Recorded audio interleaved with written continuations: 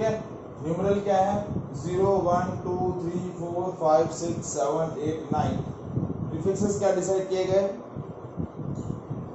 नील उन di tri quad paint hex, ये हेक्ट की जगह सेप्ट,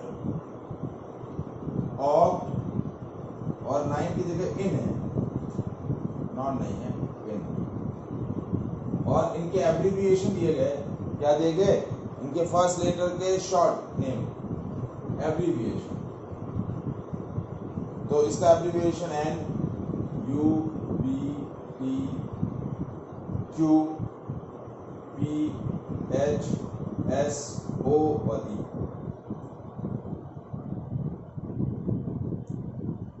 ठीक है। अब ये एलिमेंट नेचुरली एग्जिस्ट नहीं कर रहे थे, इन एलिमेंट्स के नेम जो है आईपीएससी ने सजेस्ट किए गए। तो सजेशन के लिए क्या किया गया, जो इनके नेम के लिए जो इनका एटॉमिक नंबर का जो 3 डिजिट है वो 3 डिजिट नंबर क्या किया गया यूज किया गया। The name are derived from their using the numerical roots. ठीक है। जैसे एटॉमिक नंबर 100 है तो 100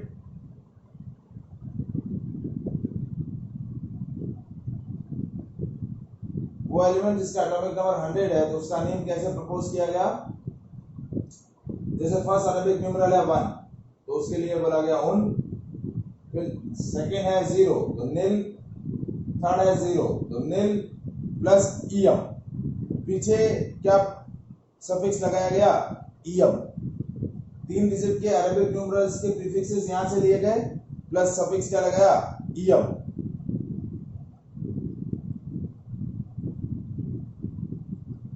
समझ में आया बेटा?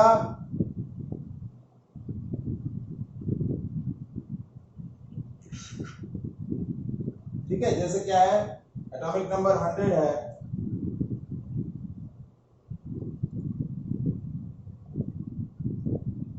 तो इसको बोला गया उन नील नील ईएम।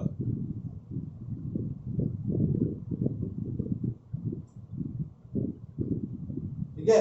जैसे 101, अब more than atomic number more than 100 है तो पहला एलिमेंट आएगा 101, तो इसके लिए क्या नेम दिया गया उन, फिर 0 के लिए नील प्लस उन ईएम, उन नील उनियम। और इसका एब्रिविएशन कैसे दिया गया, फर्स्ट अरेबिक न्यूमेरल के लिए यू, फिर एन, फिर यू, तो इसका एब्रिविएशन क्या होगा यू एन यू। अब जैसे एटॉमिक नंबर है जैसे 105 पर तो क्या बोला गया उन, 1 के लिए उन, नील पेंटियम और एब्रिविएशन यू एन पी।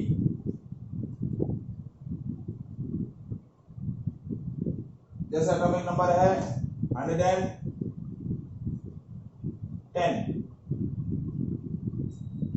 तो क्या बोला गया उन उन नीलियम।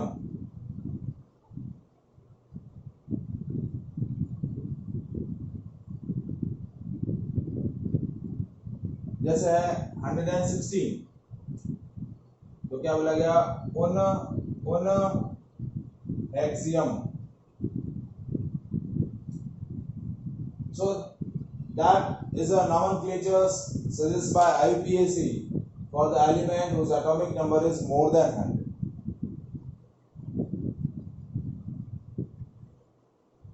Is it clear?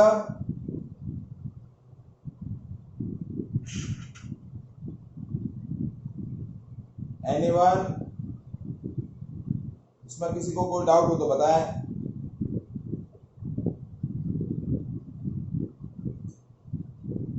ठीक है। Now we'll move to the periodic properties. Periodicity in the properties. ठीक है।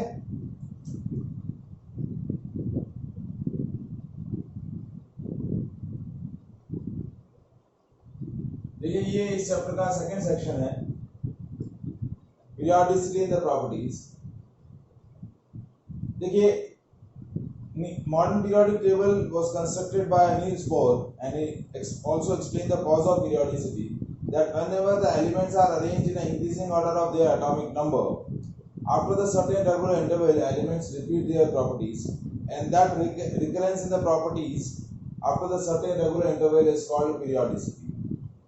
And Niels Bohr explained the cause of periodicity, that those elements which are present in the same group having the same physical and chemical properties, having the same chemical properties, because they consist of same number of valence electron in their outermost shell.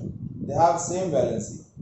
जैसा मैंने discuss किया था, जैसे group 1 की बात करें, lithium, sodium, potassium, rubidium, caesium, francium, इन सारे एलिमेंट्स के आउटरमोस्ट सेल में एक एक इलेक्ट्रॉन है.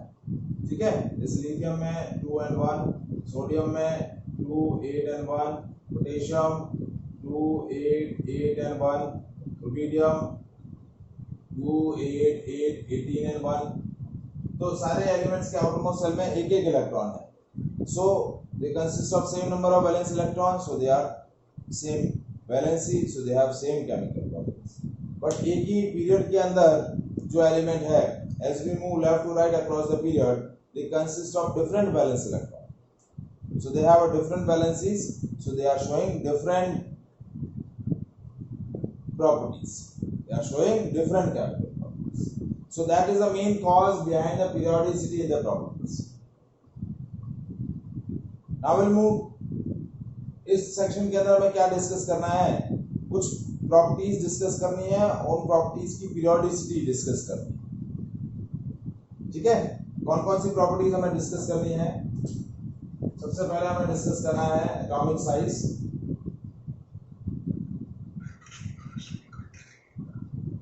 क्या करें बेटा?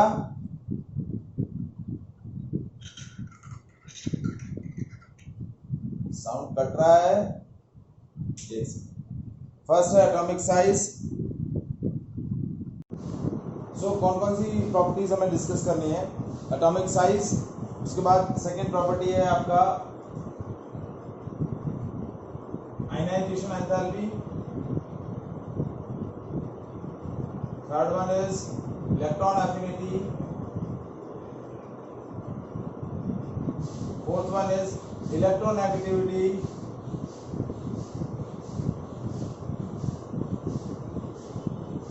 Fifth one valency, sixth one metallic and non metallic character,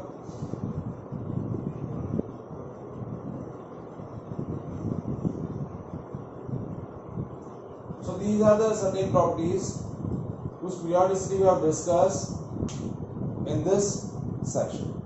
in properties की पीरियोडिसिटी हमें क्या करनी है? डिस्कस करनी है. Is it clear? Any doubt to anyone? But before discussing the periodicity in these properties, दो पॉइंट मुझे यहाँ डिस्कस करने हैं. One is shielding effect and second one is effective nuclear charge. देखिए, इफेक्टिव न्यूक्लियर चार्ज तो मैं already atomic structure में आपको बता चुका हूँ, फिर भी एक बार वापस हम डिस्कस कर लेंगे. ठीक है, अब शील्डिंग इफेक्ट क्या होता है? Shielding effect is also known as screening effect. Shielding effect को हम क्या बोलते हैं? Is also known as screening effect. ठीक है, so as we know that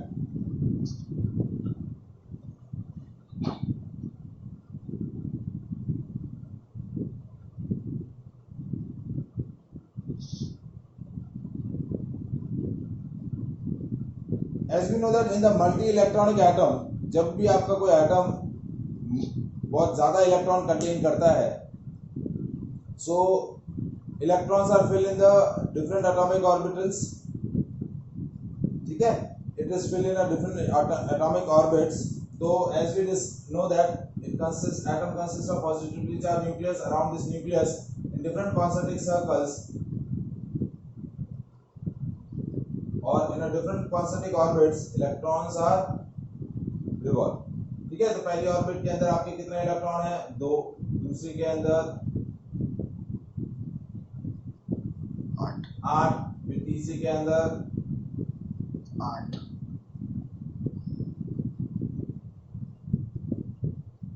8 नहीं होंगे, ऑर्बिट तीसरी ऑर्बिट में 8 इलेक्ट्रॉन नहीं होंगे, ठीक है, ऑर्बिट में ही होते हैं, ठीक है, वो ग्रुप ऑफ पीरियड वाइज रहता है। पहली ऑर्बिट में 2, दूसरी में 8, तीसरी में 18, चौथी में 32, इस तरीके से एलिमेंट रहेगा ऑर्बिट के अंदर, ठीक है। तो ये एक्चुअल स्ट्रक्चर मतलब एक्चुअल लोकेशन तो हमने डिस्कस किया है एटॉमिक स्ट्रक्चर के अंदर की क्या होती है, इलेक्ट्रॉन की एक्चुअल लोकेशन क्या होती है, ऑर्बिट, सॉरी ऑर्बिटल, क्या होती है, ऑर्बिटल। अब यहाँ एक्चुअली हम शीलिंग इफेक्ट में क्या डिस्कस कर रहे हैं कि this positively charge nucleus attract the negatively charge electron, ठीक है, but these electrons which are present in a different orbits repel each other due to the repulsion, ठीक है, न्यूक्लियस और इलेक्ट्रॉन के बीच में अट्रैक्शन हो रहा है क्योंकि अपोजिटली चार्ज पार्टिकल है, जबकि इलेक्ट्रॉन और इलेक्ट्रॉन के बीच में क्या हो रहा है, रिपल्शन हो रहा है। So both the different kind of forces या दो both the opposite kind of forces क्या हो रहे हैं, exist कर रहे हैं। But when the atom is smaller in size, what will happen? The electrons which is present in an inner shell repel the electrons of outer shell. So outermost shell electrons are not effectively attracted by the positively charged nucleus. So this decrease in the force of attraction by the nucleus to attract the outermost shell electron, and that decrement in the force of attraction is due to repulsion between inner electrons and outer electrons, inner shell electron and outer shell electrons. So that phenomena is called screening effect or shielding effect. मैं वापस explain कर रहा हूं क्या होता है screening effect. देखिए positively charge nucleus जो है वो इलेक्ट्रॉन को अपनी तरफ अट्रैक्ट करेगा क्योंकि दोनों अपोजिटली चार्ज पार्टिकल है। जितना डिस्टेंस कम होगा अट्रैक्शन ज्यादा होगा, जितना डिस्टेंस ज्यादा रहेगा न्यूक्लियस और आउट इलेक्ट्रॉन के बीच में, शेल के इलेक्ट्रॉन्स के बीच में रिपल्शन, उतना अट्रैक्शन। क्या कह रहे हैं?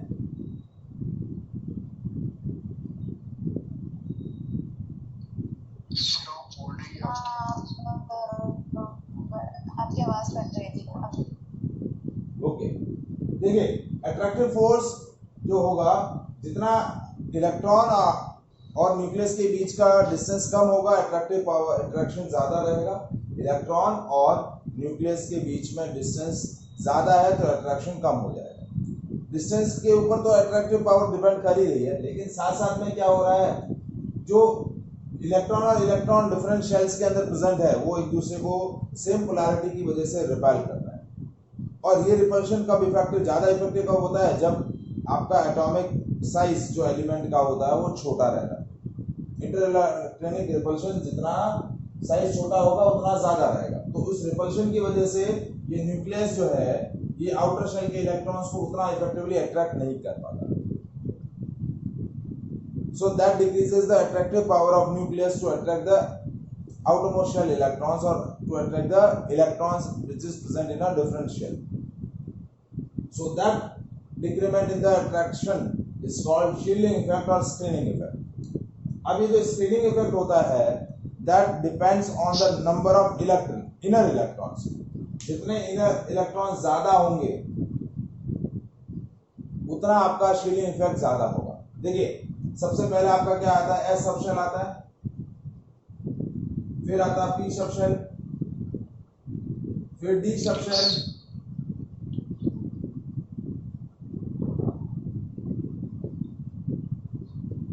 फिर आता है एफ सबशेल। ठीक है, ये हमने किसकी बात करी, एक ऑर्बिट की बात करी। फर्स्ट ऑर्बिट है तो फर्स्ट ऑर्बिट में एस सबशेल ही आएगा, सेकेंड ऑर्बिट है तो एस और पी दोनों आएंगे, थर्ड ऑर्बिट है तो एस पी और डी तीनों आएंगे, फोर्थ ऑर्बिट है तो एस पी डी और एफ चारों आएंगे। अब एफ सबशेल में कितने इलेक्ट्रॉन होते हैं, 2, पी सबशेल में 6, डी सबशेल में 10 और एफ सबशेल में कितने होते हैं, 14।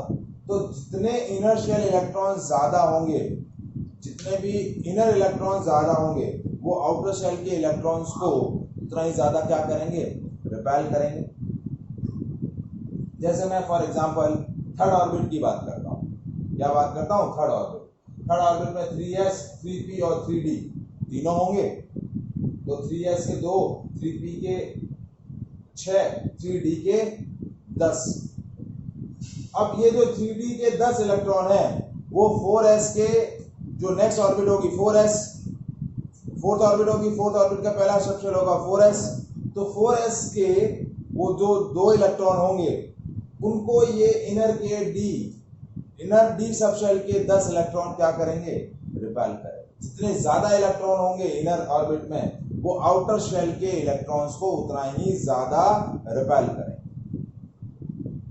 So the magnitude of screening effect is depends on the number of inner shell electrons. More the number of inner shell electron, more will be the magnitude of screening effect. Now screening effect का जो magnitude है that is represented by sigma.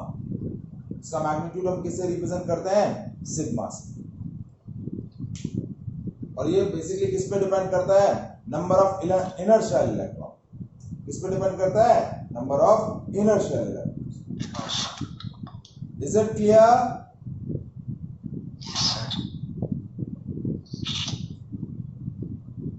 अब हम screening effect discuss करते हैं। First we discuss the screening effect of NS और NP orbital electrons. कुछ जो इलेक्ट्रॉन S और P सबशेल के अंदर प्रेजेंट होते हैं उनके लिए बात करते हैं, उनके लिए आपका शीलिंग इफेक्ट क्या होता है और कैसे आप कैलकुलेट करेंगे।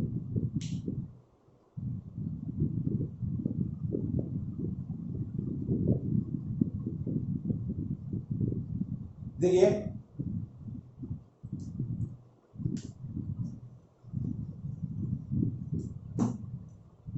now shielding effect for NS और NP orbital electrons। अब देखिए शील्डिंग इफेक्ट हम कैसे कैलकुलेट करते हैं। जैसे हम बात करें NS और NP ऑर्बिटल इलेक्ट्रॉन्स की, तो जैसा कि मैंने बताया कि स्क्रीनिंग इफेक्ट का जो मैग्नीट्यूड है वो इनर शेल के इलेक्ट्रॉन्स पर क्या करता है, डिपेंड करता है। आउटर शेल के इलेक्ट्रॉन्स का कोई भी रोल इसके अंदर नहीं है। मतलब जैसे मैंने फॉर एग्जांपल कि सोडियम का एटॉमिक नंबर क्या होता है 2, 8 और 1। यदि मुझे इसका करना है, इसका screening parameter, screening constant calculate करना है। स्क्रीनिंग कांस्टेंट क्या होता है,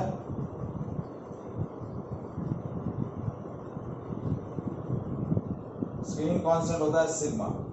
यदि मुझे इसकी स्क्रीनिंग कांस्टेंट वैल्यू कैलकुलेट करनी है तो इसके लिए मुझे क्या चेक करने होंगे, ये दो इनर शेल के इलेक्ट्रॉन्स का स्क्रीनिंग इफेक्ट क्या करना पड़ेगा, चेक करना पड़ेगा कि ये दो इनर शेल के इलेक्ट्रॉन, ये 10 इलेक्ट्रॉन इस आउटरमोस्ट शेल के लिए कितना स्क्रीनिंग या शील्डिंग इफेक्ट क्या कर रहे हैं, क्रिएट कर रहे हैं। इनर शेल के इलेक्ट्रॉन्स का रोल होगा, इसके बाहर वाले के लिए कोई रोल नहीं है। ये तो आउटरमोस्ट शेल की बात करी। जैसे मैं बात करूं कि इन 8 इलेक्ट्रॉन्स का रोल नहीं है। जैसे सपोज मैंने एग्जांपल लिया, फॉर एग्जांपल कोई भी जिंक, या जैसे मैंने एग्जांपल लिया कोई भी पी ब्लॉक एलिमेंट ले लेते हैं, जैसे नाइट्रोजन 2 and 5, क्या हो गया 2 and 5। तो ये इनर शेल के इलेक्ट्रॉन्स का रोल होगा, आउटर शेल के इलेक्ट्रॉन्स का कोई भी रोल नहीं। Electrons to the right of the NS and NP group are not effective in the shielding। NS और NP के राइट साइड में जो ग्रुप है उनका कोई भी रोल, उन इलेक्ट्रॉन्स का कोई भी रोल नहीं होगा शील्डिंग के लिए। नाइट्रोजन में 5 का कोई रोल नहीं है, 2 का है। नहीं, 2 और 5 का रोल होगा इसके बाद वाला, क्योंकि हम किसका डिस्कस कर रहे हैं, NS और NP। तो ये S के और ये P के हैं। अच्छा, ठीक है, तो इनर के ये टोटल शील्डिंग इफेक्ट क्रिएट करेंगे आउटर शेल के इलेक्ट्रॉन्स के लिए, बाहर वाले के लिए। हम क्या करेंगे, जनरली पूरे शेल का स्केलिंग क्रिएट करेंगे ना, पूरे शेल की बात करेंगे। जैसे ये पहला शेल है, स्क्रीनिंग जो होगा वो पूरे शेल का होगा, वो पूरे शेल के जो स्क्रीनिंग होगी, जो स्क्रीनिंग इफेक्ट होगा, स्क्रीनिंग कांस्टेंट होगा, वो उससे बाहर वाली शेल के लिए क्या करेंगे, स्क्रीनिंग क्या करेंगे, क्रिएट करेंगे ना। तो पूरे शेल का स्क्रीनिंग हमें क्या करना है, कैलकुलेट करना है। जैसे ये आपका क्या हो गया, फर्स्ट ऑर्बिट हो गई, सॉरी ये फर्स्ट ऑर्बिट, ये सेकंड ऑर्बिट, ये थर्ड ऑर्बिट। तो फर्स्ट और सेकंड ऑर्बिट जो है वो थर्ड ऑर्बिट के लिए स्क्रीनिंग क्रिएट करेगी, या ऐसा हम बोल सकते हैं कि सेकंड ऑर्बिट के इलेक्ट्रॉन्स, सॉरी फर्स्ट ऑर्बिट के इलेक्ट्रॉन्स सेकंड ऑर्बिट के लिए स्क्रीनिंग करेंगे, और सेकंड ऑर्बिट के इलेक्ट्रॉन्स थर्ड ऑर्बिट के लिए स्क्रीनिंग करेंगे। Is it clear?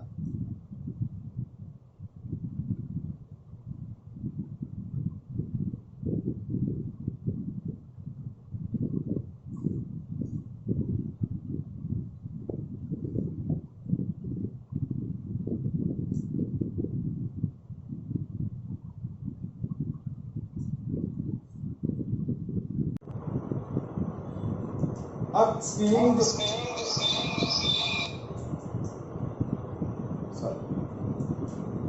अब एनएस और एनपी ऑर्बिटल्स की स्क्रीनिंग कांस्टेंट की वैल्यू न्यूमेरिकल कैलकुलेट करने के लिए दो रूल हमें याद रखने हैं। क्या कह रहे हैं?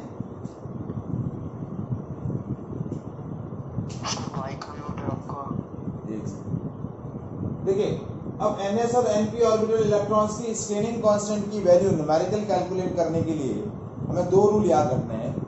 पहला रूल क्या है, all the electrons which are present in n-1 shell. देखिए, हमें nth सेल के लिए स्क्रीनिंग कांस्टेंट वैल्यू कैलकुलेट करनी है, और उसके लिए स्क्रीनिंग कौन ऑफर करेगा? जैसे ये n शेल है, nth सेल है, सॉरी, तो ये n-1th सेल, ये हो गया n-2th सेल, इससे अंदर और कोई शेल होगा तो होगा n-3th cell.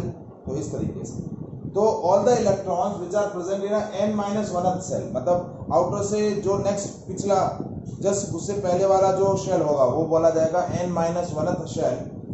It contribute 0.85 each to the screening constant. हर एक इलेक्ट्रॉन कितना स्क्रीनिंग कांस्टेंट ऑफर करेगा? 0.85 का।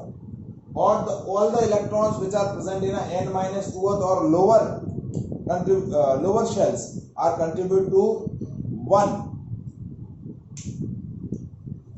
Each to the screening constant. जैसे देखिए, ये n-1 है और ये आपका क्या है, n-2, तो ये कितना ऑफर करेगा? देखिए, सोडियम का स्क्रीनिंग कांस्टेंट मुझे कैलकुलेट करना है, तो 8 into 0.85 प्लस 2 into 1, ठीक है। तो ये हो गया 6.8 और 2, ये हो गया 8.8। इसके लिए सिग्मा की वैल्यू क्या हो गई? 8.2। देखिए कैसे कैलकुलेट किया, 8 into 0.85, ये जो आउटर मोस्ट शेल, ये वाला जो इलेक्ट्रॉन है, ये जो 8 इलेक्ट्रॉन है, हर एक इलेक्ट्रॉन स्क्रीनिंग कांस्टेंट में कितना कंट्रीब्यूशन करेगा? 0.85। ये n-1th शेल है, और n-2 और उसके लोअर वाले जो होंगे वो कितना कंट्रीब्यूशन करेंगे? 1 का। जैसे देखिए, मैं बात करूं, जैसे मैंने नाइट्रोजन का एग्जांपल लिया, नाइट्रोजन का 2 and 5, नाइट्रोजन का एटॉमिक नंबर क्या है? 2 and 5।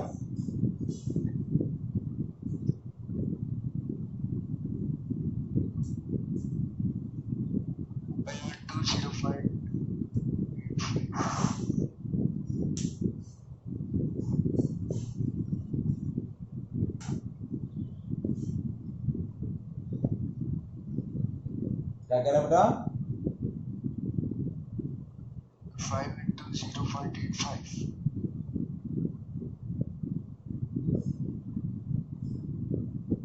यहाँ except 1s है ना, all the electron in ns and p electron contribute change क्यों हुआ? क्योंकि ये एक ही शेल है, इस शेल के अंदर ये पहले वाले शेल के अंदर 2 इलेक्ट्रॉन है, दूसरी वाले शेल के लिए कितने इलेक्ट्रॉन है? 5 इलेक्ट्रॉन। तो तीसरा रूल यहाँ एक और इंट्रोड्यूस होता है, वो क्या होता है? All the electrons which are present in ns और np ऑर्बिटल ऑफर 0.35। वो कितना ऑफर करेंगे? 0.35।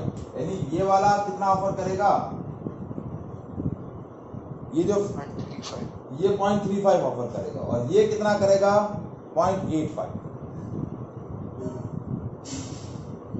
क्योंकि ये पहली ऑर्बिट है, तो पहली ऑर्बिट के अंदर ये वाला आपका कितना करेगा? 0.35 का। कितना करेगा? 0.35। तो ये हो गया 2 इंटू 0.85 प्लस 5 इंटू 0.35।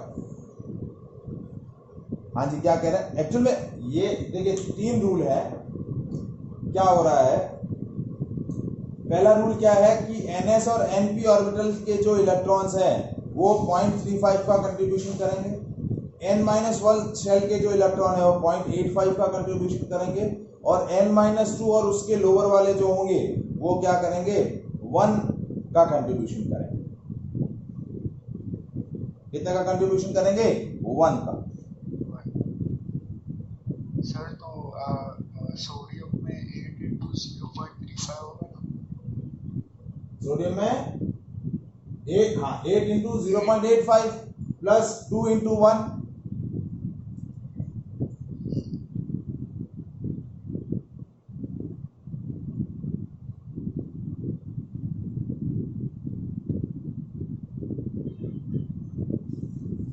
ठीक है। अब जिसका स्क्रीनिंग इफेक्ट कैलकुलेट करना ना, उसका कंट्रीब्यूशन क्या होगा? 0.35। जैसे मैं एग्जांपल लेता हूं, जैसे मैंने लिया जिंक।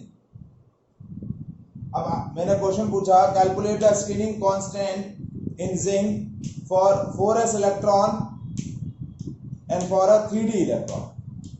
4s इलेक्ट्रॉन के लिए कैलकुलेट करना है और 3d इलेक्ट्रॉन के लिए कैलकुलेट करना है। तो जिंक का इलेक्ट्रॉनिक कॉन्फ़िगरेशन क्या होता है? 1s2 2s2 3s2 sorry 1s2 2s2 2p6 3s2 3p6 फिर 4s2 और 3d10 और 4s2। पहले मुझे स्क्रीनिंग कांस्टेंट कैलकुलेट करना है फॉर 4s इलेक्ट्रॉन। तो क्या होगा? देखिए ये अंदर के 18, ये 8 और ये 2, यानी ये अंदर वाले कितना करेंगे? 10 इंटू 1, क्योंकि ये n-1 शेल हो गई, ये n-2 शेल हो गई। तो 10 into 1 plus 18 into 0.85 plus 1 into 0.35, क्योंकि 4s का एक इलेक्ट्रॉन उसका खुद का कंट्रीब्यूशन कितना होगा? 0.35 का।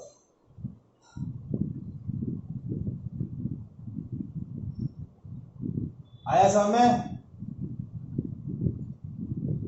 क्योंकि उसके खुद के जो इलेक्ट्रॉन होंगे उसके ऑर्बिटल के, वो भी तो उसको रिपेल करेंगे। यहाँ क्यों नहीं काउंट किया? क्योंकि यहाँ एक ही इलेक्ट्रॉन था, यहाँ 2 इलेक्ट्रॉन है 4s2 के, तो 4s2 का एक इलेक्ट्रॉन भी तो उस दूसरे वाले के लिए क्या करेगा? रिपल्शन क्रिएट करेगा। अब मुझे जैसे स्क्रीनिंग कांस्टेंट फॉर, मुझे कैलकुलेट करना है screening constant for 3d electron. Screening constant for 3d electron. तो अब जिंक का इलेक्ट्रॉनिक कॉन्फ़िगरेशन क्या है? 1s2 2s2 2p6 3s2 3p6 3d10। ठीक है। तो अब क्या हुआ?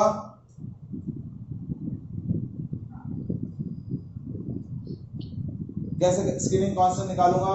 इस 3d10 का एक इलेक्ट्रॉन जो है उस पर कितना स्क्रीनिंग कांस्टेंट लगेगा?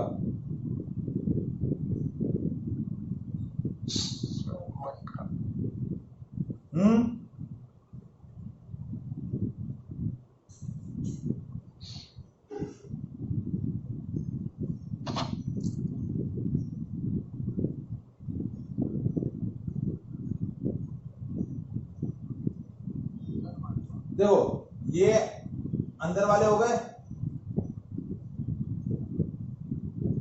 ठीक है, तो ये हो गया 18 इंटू 1 प्लस ये इसके 9 इलेक्ट्रॉन, 9 इंटू 0.35,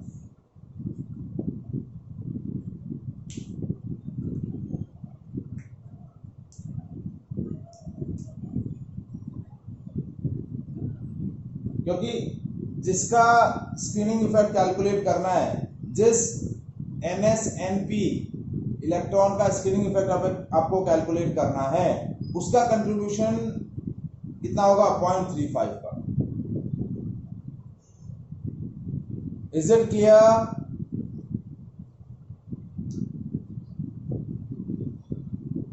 तो देखिए S और P ऑर्बिटल इलेक्ट्रॉन्स के लिए क्या होता है, as we move left to right across the period or as we move top to bottom along the group, screening effect constantly increases. आप लेफ्ट टू राइट जाएं या फिर टॉप टू बॉटम आए, दोनों केस में आपका स्क्रीनिंग इफेक्ट क्या होगा, बढ़ता जाएगा, S ब्लॉक एलिमेंट के लिए और P ब्लॉक एलिमेंट के लिए। Is it clear?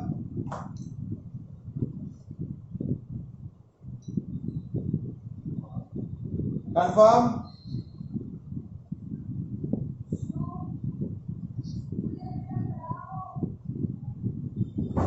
अब नेक्स्ट पॉइंट आता है हमारा स्क्रीनिंग इफेक्ट के बाद effective nuclear charge. Nuclear charge क्या होता है कि न्यूक्लियस जितना पॉजिटिव चार्ज ऑफर करता है या जिस पॉजिटिव पावर के साथ वो इलेक्ट्रॉन्स को क्या करता है, अट्रैक्ट करता है, वो उसका क्या बोला जाता है, न्यूक्लियर चार्ज। और न्यूक्लियर चार्ज की न्यूमेरिकल वैल्यू क्या होती है, number of proton present in the nucleus, वो होता है nuclear charge. But effective nuclear charge क्या होता है, Z minus sigma, atomic number minus, atomic number क्या होता है, number of proton present in the nucleus minus screening constant, जो कि स्क्रीनिंग कांस्टेंट क्या बताता है, it gives the numerical value of repulsion between electrons present in inner shell and outer shell. तो effective nuclear charge क्या होगा, Z minus sigma. हम अलग अलग शेल के लिए, अलग अलग इलेक्ट्रॉन्स के लिए सिग्मा की वैल्यू कैलकुलेट कर सकते हैं। Z क्या होता है, number of electron, number of proton present in the nucleus. तो इससे आपको इफेक्टिव न्यूक्लियर चार्ज की वैल्यू मिल जाएगी। जितना ज्यादा इफेक्टिव न्यूक्लियर चार्ज रहेगा, आपकी न्यूक्लियस की उतनी ज्यादा क्या होगी, अट्रैक्टिव पावर होगी न्यूक्लियस को अपनी तरफ अट्रैक्ट, इलेक्ट्रॉन्स को अपनी तरफ अट्रैक्ट करने। So as we move left to right across the period, effective nuclear charge increases. क्यों? क्योंकि नंबर ऑफ प्रोटॉन्स बढ़ते हैं, Z भी बढ़ता है, सिग्मा भी बढ़ता है, लेकिन Z की वैल्यू में इंक्रीमेंट ज्यादा होता है, तो इफेक्टिव न्यूक्लियर चार्ज आपका क्या हो जाता है, बढ़ता जाता है। अभी मैंने बताया था कि स्क्रीनिंग कांस्टेंट की वैल्यू लेफ्ट टू राइट जाए या टॉप टू बॉटम जाए, दोनों केस में बढ़ती है, लेकिन Z की वैल्यू भी बढ़ेगी, क्योंकि Z क्या आता है, number of protons in the nucleus, तो वो वैल्यू बढ़ेगी, तो आपका इफेक्टिव न्यूक्लियर चार्ज भी क्या होगा, period wise left to right बढ़ेगा।